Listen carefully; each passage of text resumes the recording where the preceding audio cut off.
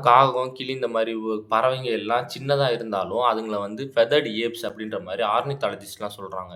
காரணம் என்ன அப்படின்னா, ஒரு மனித குரங்கோட மூளையில இருக்கிற நியூரான்ஸோட அளவுக்கு ஈக்குவலான நியூரான்ஸ் அளவு வந்து இந்த காகத்துக்கு மூளையில இருக்கும் அப்படின்ற மாரி சொல்றாங்க. நியூ கெலோடினால இருக்கிற ஒரு வகையான காகம் வந்து, மரத்துக்கு இடையில இருக்கிற புழு பூச்சிகள வந்து புடிக்கிறதுக்காக, தனக்கு தேவையான பொருள வந்து அதுவே தயாரிக்கும் அப்படின்ற மாரி சொல்றாங்க. அதாவது ஒரு குச்சிய வளச்சு, அதுக்கு தேவையான பூச்சிய புடிக்கிறதுக்கு ஒரு இன்ஸ்ட்ருமென்ட்டா அதுவே உருவாக்கும் அப்படின்ற மாரி சொல்றாங்க. இது கிட்டத்தட்ட மனிஷ குரங்கு தான் இந்த மாரி செயல்கள்லாம் செய்யும். ஆனா, இந்த காகத்துக்கும் அந்த அளவுக்கு அறிவு இருக்கு அப்படின்ற மாரி ஆர்னித்தாலஜிஸ்ட்லாம் சொல்றாங்க. காக்காங்களால ஹியூமன்ஸோட ஃபேஸ வந்து ஈசியாவே ஐடென்டிஃபை பண்ண முடியும். அது மட்டும் இல்லாம, தனக்கு ஏதாவது ஒரு ஆபத்து நடக்குது அப்படின்னா, தான் கிட்ட இருக்கிற காக்காய்ங்களுக்கும், மத்த ஜெனரேஷனுக்கும் அதால ஈசியா பாஸ் பண்ணவும் முடியும்.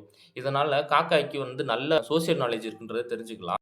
சின்ன வயசுல நம்ம "தர்ஸ்டி க்ரோ" அப்படின்ற மாரி ஒரு கதை படிச்சிருப்போம். என்னதான் இது ஒரு கதையா இருந்தாலும், ஆனா காக்காய்களுக்கு வாட்டர் டிஸ்பிளேஸ்மென்ட் பத்தி நல்லாவே தெரியும். ஒரு பொருள் தண்ணீல மிதக்குமா, மிதக்காதான்ற டென்சிட்டி அளவுக்கு அதுகளுக்கு நல்லாவே தெரியும்.